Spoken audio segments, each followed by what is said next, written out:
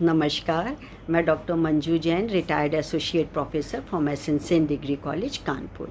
मैं पिछले कई महीनों से धर्मार्ग नामक शीर्षक के अंतर्गत कुछ छोटे छोटे संदर्भ लेकर के, कुछ छोटी छोटी बातें लेकर के जो विचारात्मक होती हैं, जो हमारे अपने स्वभाव के लिए, हमारे अपने स्वास्थ्य के लिए बहुत लाभदायक होते हैं, ऐसे वीडियोस बना कर के आप तक पहुंचाती हूं।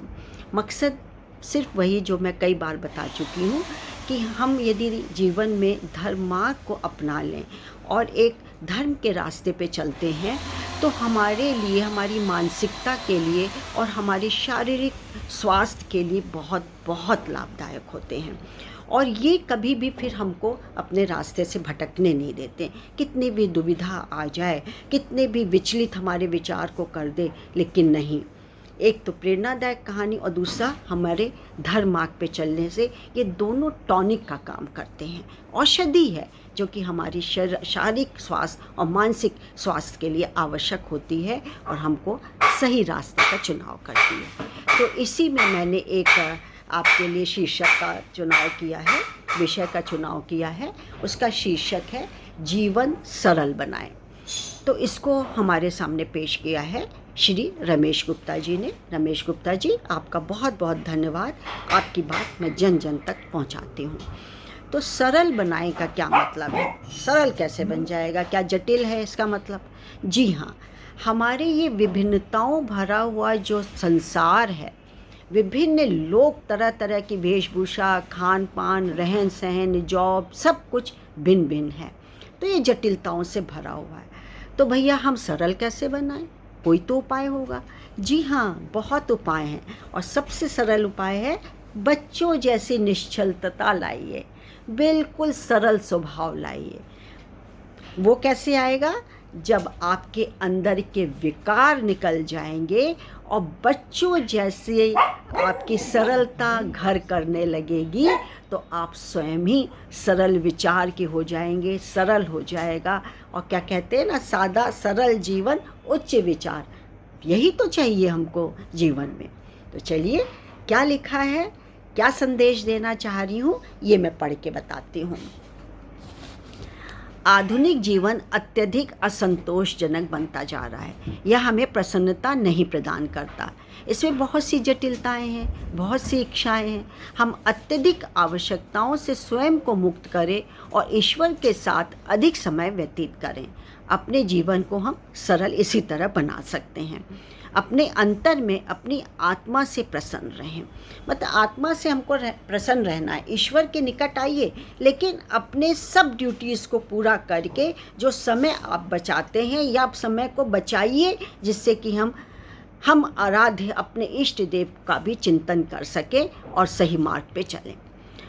तथा शांति एवं प्रसन्नता रूपी जीवन की वास्तविकताओं की प्राप्ति में सच्ची प्रगति प्रदान करता है। मतलब हम अपने बचे हुए समय को ध्यान में लगाएं और उसी से ही हम आनंद प्राप्त करें और ईश्वर के भक्ति को हम मतलब रस में डूब जाएं। बिल्कुल अपना जीवन सरल बनाएं और उतने में ही आनंद लें जो हमें ईश्वर ने दिया है।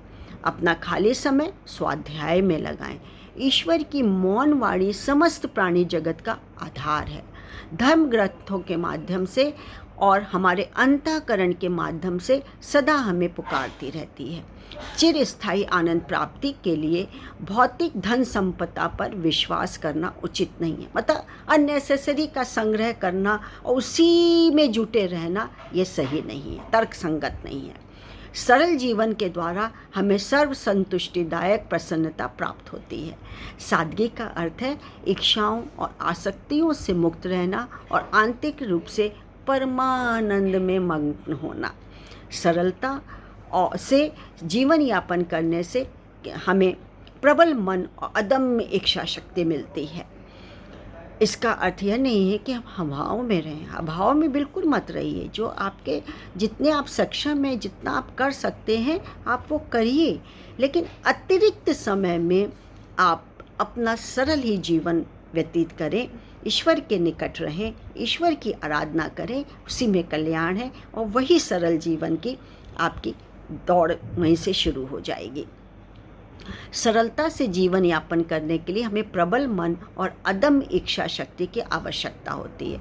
इसका यह अर्थ नहीं है कि हम अभाव में रहें, बल्कि हम उसी के लिए प्रयास करें, उसी में संतोष करें जिस चीज़ की हमें वास्तव में आवश्यकता है। जब हमारी अंतर्यात्मा मानसिक रूप से सांसारिक वस्तुओं का परित्याग कर देती है, तो हमें स्थायी रूप से संतुष्टि करने वाले आनंद की प्राप्ति होने लगती है। जब हम ईश्वर की इच्छा के अनुसार अपने कर्मों का चयन करते हैं, तो जीवन सरल हो जाता है। यदि हम अपना मन निर्मल रखें, तो हम सदा ईश्वर को अपने साथ पाएंगे। हम अपने प्रत्येक विचार में उनकी झलक देखेंगे। एक निर्मल हृदय निर्मल विचारों का ही परिणाम होता है। हम स्वयं एक छोटे बच्चे के समान सरल बनकर, आसक्ति रहित, सच्चा एवं भोला भाला बनकर ब्रह्म चैतन्य प्राप्त करने की चेष्टा करके उस दिव्य अवस्था को प्राप्त कर सकते हैं। कठिन नहीं है, सरल है, सहज है, प्राप्त किया जा सकता है। भक्त अंतः प्रज्ञा से परिपूर्ण हो जाता है और शिशु समान निष्कपट होता है, संशय रहित होता है, सत्य निष्ठा से पूर्ण होता है तथा विनम्र एवं ग्रहणशील होता है। ऐसा भक्त ईश्वर को प्राप्त करता है। बहुत उच्च कोटि के विचार हैं, बहुत गहन विचार हैं और मुझको वो बहुत अच्छे लगते हैं। जब ये सब देखती हूँ और पढ़ती हूँ और आप तक पहुँचाती हूँ, तो मेरे दिल के अंदर तक ये पहुंच जाते हैं। आप भी सुनाइए, प्रयास तो कर सकते हैं, प्रयास करिए, ज़रूर आपको आनंद आएगा। और दूसरों को भी सुनाइए, अच्छी सीख दीजिए, अच्छी प्रेरणा दीजिए, धर्म मार्ग पर चलने के लिए प्रेरित करिए। यही सच्ची साधना है, यही सरल जीवन है। तो तब तक के लिए मुझे आज्ञा दीजिए। नमस्कार, थैंक यू।